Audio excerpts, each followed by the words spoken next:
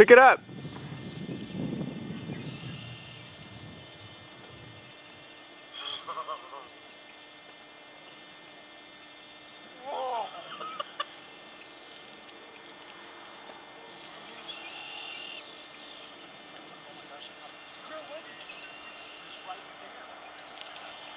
I was minding my own business, and worm was just floating along in the pool here, and all of a sudden I saw it jiggle a little bit. Thought I'd give it a chance. Next thing I knew, I was reeling in and thought I was snagged, but I felt a little pull on it, and so I thought, well, maybe I should set the hook, and I did, and took out 300 yards of line. 300 yards. Took me about 2.5, what was it, 2.5 hours? 2.5 hours to pull her in there, and now let her sit. She doesn't like to be on the camera because it adds 10 pounds. Can I tell my version of it? But yeah, and then I got it in. Yeah, she almost broke the line when I was lifting her out. Here, I'll show you again.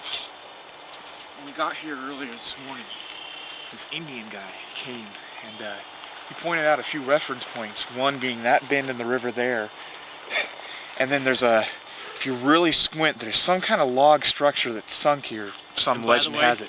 Make sure you get this on tape, right here. At any rate, I had a sense when I was walking down, and it's just a crazy fisherman thing, and a lot of guys can't relate to this. It's like the chills and the hair stands up. Anyhow, I got that feeling right about this stretch of river, and so I said, Pierce, hold up, fish here. And I wasn't demanding about it or anything. It was more just excitement on my part for what could come and what could be. Getting all teary-eyed just thinking about it. Anyhow, I looked into the water, and I must have seen 4 or 5 flashes. And you get trained that way. You see it. This is a dark river, but I can see the flashes when I look at the sun, and I see the glint. And I said, Pierce, just lightly put it in there. Just lightly let it in there, and don't let it splash too much or anything like that. And so he did. He, you know, again, I wasn't trying to, it's not like a teacher-student type thing. It's more of, hey, I'm getting this feeling, I'm your friend. And so he put it in there, and then he started walking away, I think. And I said, Pierce, don't walk away. You gotta watch your pole. And I wanted to pick up the pole and do it for him, but he's not gonna learn that way.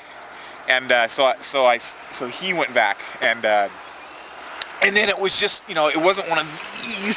It was just, he was just, you know, and I didn't even have to say anything. I just kind of like this, and then Pierce brought it in. You might want to film this. We're gonna eat him. You know, we needed a stringer.